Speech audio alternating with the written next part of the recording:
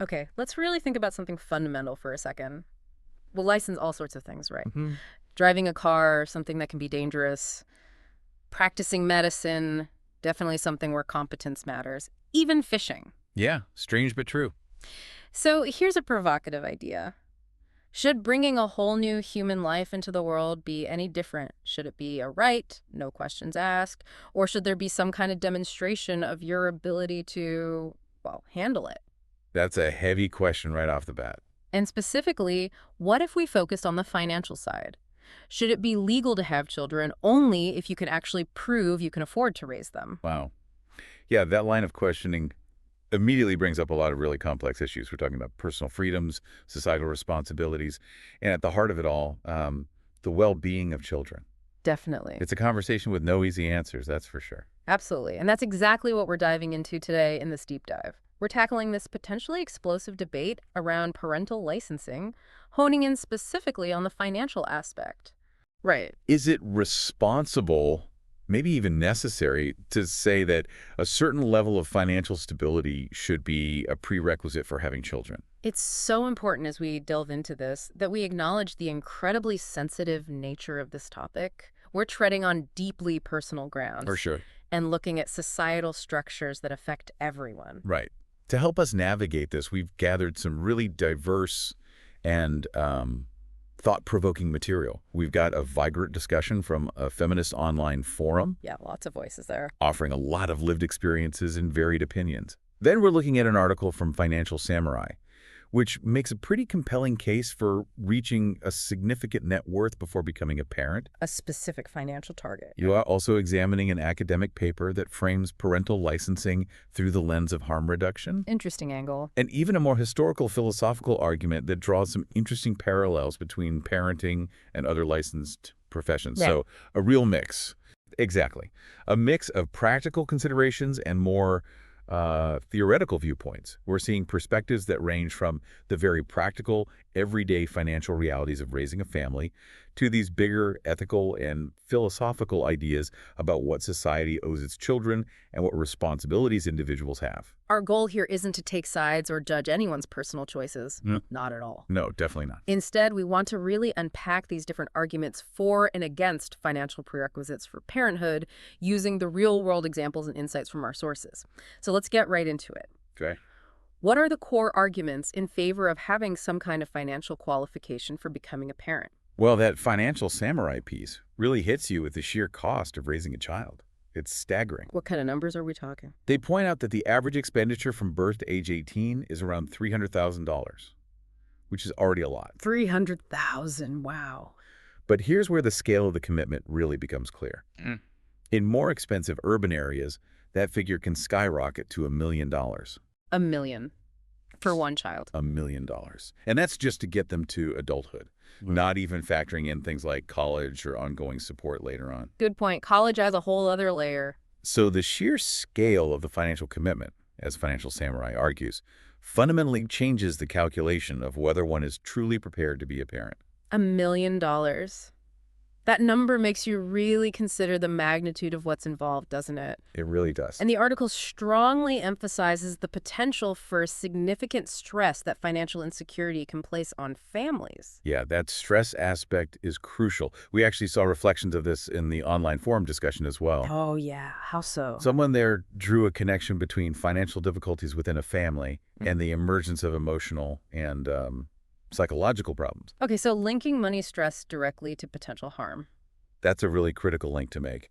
The forum discussion included a user who initially expressed being quite upset, triggered even after seeing parents celebrating receiving welfare benefits in a bar. Right, I remember that part. This sparked a thought for them about whether some individuals might be having children primarily as a means of accessing financial assistance. That's a controversial thought. Extremely. Now, it's important to highlight that this same user later reconsidered and actually retracted the idea of preventing these individuals from having children. They walked that back. Yes, there was a clear evolution in that forum participants' thinking. That was interesting to see. It was. But it does bring up a difficult question, even if we don't like the implications.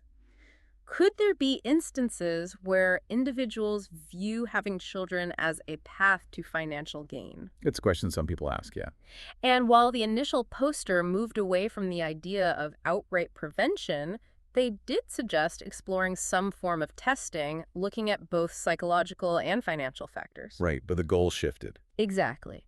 The aim wasn't to block parenthood, but rather to identify families who might benefit from additional support from social services once their child was born. So intervention rather than prevention. Yeah. What's really insightful from the forum is this journey of thought. An initial reaction to maybe control parenthood shifts towards a more nuanced understanding of needing to support families after the child arrives. It highlights that tension. Exactly. And this shift in perspective aligns somewhat with the underlying concern expressed back in the Financial Samurai article. The desire to provide children with the best possible start in life and ongoing opportunities. Right? Wanting the best for your kids. The author talks about that natural parental instinct to want to give your children more than you had, or at least what you consider essential for a good upbringing. Makes sense. This aspiration, however, can quickly lead to significant financial strain if you haven't established a solid financial foundation beforehand. That's the article's main point. It's that fundamental desire as a parent, isn't it? You want your kids to have a good life, and that often translates, at least partly, to wanting to provide for them financially. It often does, yeah. Now, the academic paper we looked at takes a different angle on this whole idea of parental qualifications.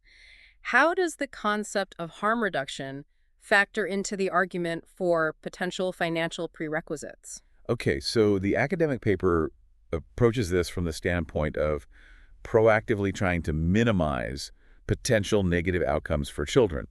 Harm reduction. Proactive, okay. Essentially, harm reduction in this context means trying to prevent harm to children before it occurs, rather than just reacting to problems after they arise. Makes sense conceptually. The paper suggests that our current societal system, with what they describe as minimal surveillance of families, might not be adequately preventing harm. So, not enough oversight currently. That's the argument. Therefore, parental licensing, which could potentially include financial capacity as one indicator among others, is presented as a more proactive, preventative measure. So instead of waiting until there's evidence of neglect or harm and then stepping in, the idea is to try and establish some basic level of preparedness beforehand. That's the core idea, yes. And this concept of parental licensing isn't a new one, is it? I think you mentioned an older source. No, not at all.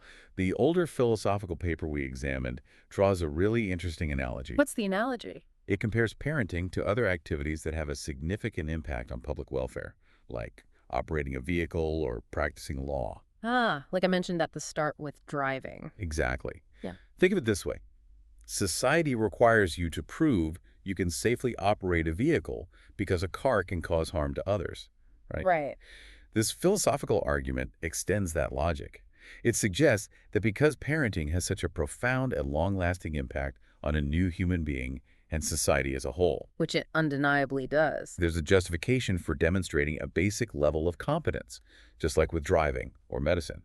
And this competence could potentially include demonstrating the capacity to meet basic financial needs. So the core of the argument in favor seems to hinge on this idea of protecting children from the potential harms associated with, well, severe financial instability and a lack of adequate resources. Yes, that protection aspect. Combined with a broader notion of societal responsibility to ensure a basic level of parental competence, much like we regulate other activities that can significantly affect individuals and the wider public. That sums up the pro side pretty well. But, as we know, every issue has multiple sides. What were the main counterarguments and concerns that emerged from our sources against the idea of financial prerequisites for parenthood? Oh, the online forum was a really rich source for this, just full of powerful arguments against the idea. What stood out? One of the most compelling points that came up repeatedly was this simple fact that many people grew up in households experiencing poverty, but still had incredibly loving and supportive parents. Yeah, that feels intuitive.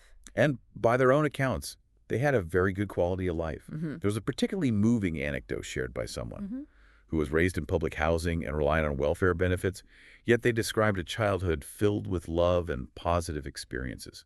Just a great childhood. This was directly contrasted with the experiences of someone else who grew up in a wealthy family, but suffered a great deal of anger and emotional distress. Wow, that's a powerful contrast. That powerful personal story really underscores a key challenge to the financial prerequisite argument.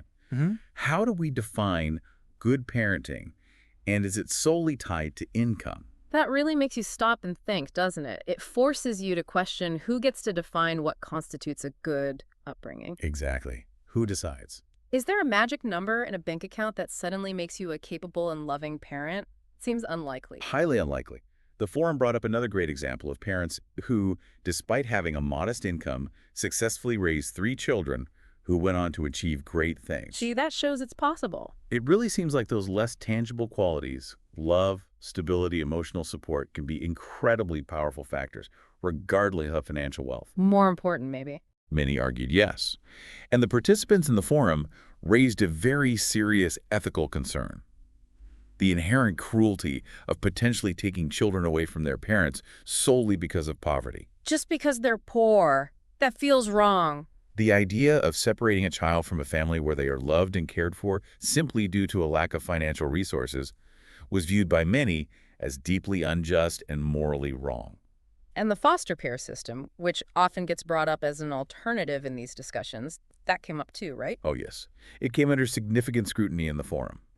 One participant who identified as working within the foster care system made a very direct and powerful statement. What did they say? They asserted that loving, poor parents are far better for children than the foster care system in many cases. Wow. From someone inside the system. Yes, that's a really stark perspective, highlighting the potential for instability and even trauma that can unfortunately exist within the system itself. So it's not a simple equation of poor parents equal bad outcomes, foster care equals good outcomes. Not at all. It really underscores the complexity. The forum participants argued that a societal approach focused on taking children away and simultaneously refusing to provide adequate social assistance is not only cruel, but ultimately an ineffective way to address the challenges families face. It feels incredibly punitive, doesn't it? Instead of offering support and resources to families who are struggling financially, You punish them further. you're potentially inflicting further hardship and trauma by separating them. And that naturally leads to the point about broader societal responsibility. Right, is it the parents or the system? Perhaps the core issue isn't some inherent inadequacy on the part of individual parents, but rather a failure of society to establish and maintain robust social safety nets. That came up a lot. The suggestion to significantly increase these support systems, rather than resorting to restrictive measures on who can become a parent, was a recurring theme in the forum. That's a fundamental shift in how we frame the problem, isn't it? Instead of placing blame solely on individuals, it directs our attention to the systemic factors Exactly. that contribute to the difficulties some parents face, and the long-standing and often harmful welfare queen narrative, this idea that people are having children solely to exploit welfare benefits, Oh, that old trope. was strongly challenged within the forum. An educator with firsthand experience working in low-income school districts expressed serious doubts that this is a primary motivation for the vast majority of parents. What was their experience? Their experience suggested that most parents are simply trying to provide for their children and are in need of support and resources, not looking for a handout. That stereotype does feel incredibly damaging, painting a picture of deliberate exploitation when the reality is so often about families just trying to survive and care for their children with limited means. Exactly. And then we get into what are perhaps the most sensitive and potentially dangerous areas: the issues of discrimination and the potential for a slippery slope. Right. This is crucial. Participants in the forum raised very valid concerns about how any form of parental licensing, particularly one that includes financial criteria, could be applied in a discriminatory manner, Who would it affect most? disproportionately affecting marginalized groups, people of color, LGBTQ+ individuals, people with disabilities, immigrants, and of course those living in poverty. The very people who might struggle to meet an arbitrary financial bar. Precisely. And the historical context is crucial here. The forced removal of indigenous children, as mentioned in the online forum, A terrible history. serves as a stark and painful reminder of how policies ostensibly aimed at child welfare can be twisted and weaponized to target and harm specific communities. It's a chilling reminder of the potential for abuse of power when the state assumes the authority to decide who is deemed fit to be a parent. Absolutely. And the practicalities of actually enforcing such a law also raise enormous red flags. How would a system like this even be implemented? Yeah, how would you enforce it? Would it involve intrusive financial surveillance? Constant checking? Could it lead to coercive measures? Forced sterilizations, even. Oh, God, that's dark. Forum members highlighted the very real potential for massive violations of fundamental human rights. It very quickly veers into a really concerning, almost dystopian scenario. And focusing solely on the financial capacity of individual parents really overlooks the crucial role that the wider community plays in raising children, doesn't it? The whole "it takes a village" idea.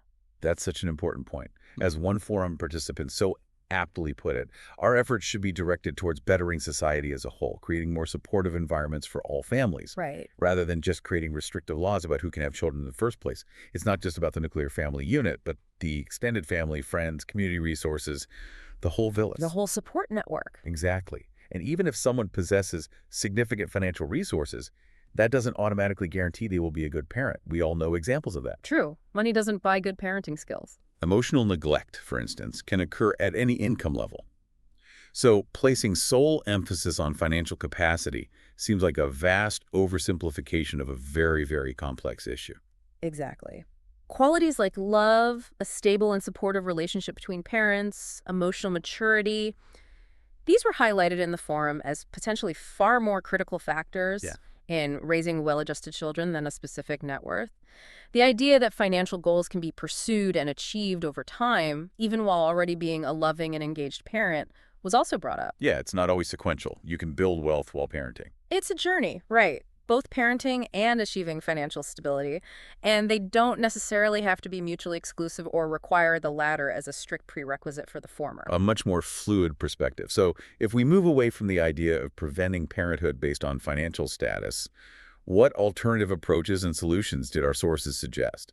What are more ethical and effective ways to support families and ensure child well-being? Well, one idea that came up was providing mandatory therapy and education focused on child rearing practices and basic budgeting skills. Education, okay. It was suggested as a less restrictive alternative to outright prevention. The aim here is to equip prospective and current parents with the knowledge and tools they need to succeed, Empower them. rather than simply barring them from having children.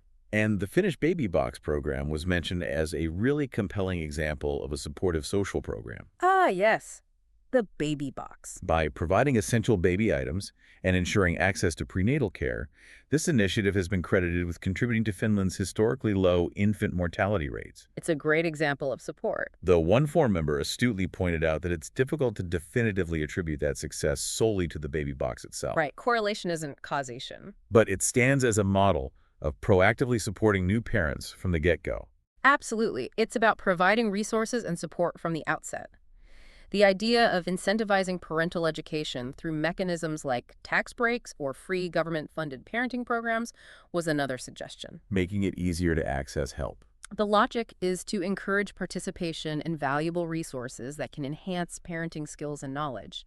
Make it attractive. In a particularly thought-provoking suggestion that emerged from the online forum. This one really made me think. What was it? Consider providing biological parents of children who are currently in the foster care system with the same level of financial support that foster parents receive. Whoa. Give the money to the bio parents instead. The underlying principle here is to explore whether financial hardship might be a significant contributing factor to children entering the system in the first place, Which seems likely in many cases. and to support keeping families together when possible by addressing those financial barriers directly. It really reframes the conversation, doesn't it? Instead of primarily funding the separation of families, you're investing in the potential for reunification and long-term stability within the original family unit. It's a radical shift in focus, potentially. And while it doesn't directly relate to financial qualifications for having children, the mention of reversible male contraception in the online forum, that was interesting too. Yeah, the Visaltrol, I think it was. It touches upon the broader themes of reproductive planning and shared responsibility. Right, and maybe more options lead to more thoughtful decisions overall. Perhaps. It speaks to the ongoing advancements in reproductive technologies and the potential for more equitable involvement in family planning decisions. So as we bring this deep dive to a close, it's abundantly clear that this is a profoundly complex issue Deeply complex. with deeply held and valid arguments on all sides. We see this fundamental tension between the very understandable desire to protect children from harm and ensure their well-being. Which is paramount. and the equally important rights and autonomy of individuals to make decisions about parenthood. Exactly. We've explored that compelling idea of wanting to guarantee a basic level of financial security for children and weighed it against the very significant ethical, practical, and historical concerns associated with restricting who can become a parent, Huge concerns. especially the very real dangers of discrimination and unintended negative consequences. That slippery slope argument again. And what this discussion has really illuminated, I think, is just how inextricably linked financial stability is to a much wider web of social issues. Absolutely. It's not just about individual bank accounts. It includes poverty, inequality, and the critical need for comprehensive and robust support systems for families within our society. It really compels us to look beyond individual parental capacity and to critically examine the societal structures and policies that either facilitate or hinder effective and nurturing parenting. Are we helping or hurting? So here's that final thought to really chew on. If we as a society can't even reach a consensus on who shouldn't have children based on their financial circumstances, and it seems we can't, No easy consensus there. what are the most effective and, crucially, the most ethical pathways we can take to support all parents and ensure the health, happiness, and well-being of their children? That's the real question, isn't it? What does a society that truly values its children look like? And what concrete steps can we take individually and collectively to move closer to that vision? It's a question that requires ongoing critical reflection and a deep commitment to finding solutions that are both compassionate in their approach and truly effective in their outcomes. No easy fixes. Absolutely. We encourage you, the listener, to continue contemplating these ideas, to consider your own perspectives on this multifaceted debate, and perhaps even to engage in conversations about it with those around you. Thanks for taking this deep dive with us.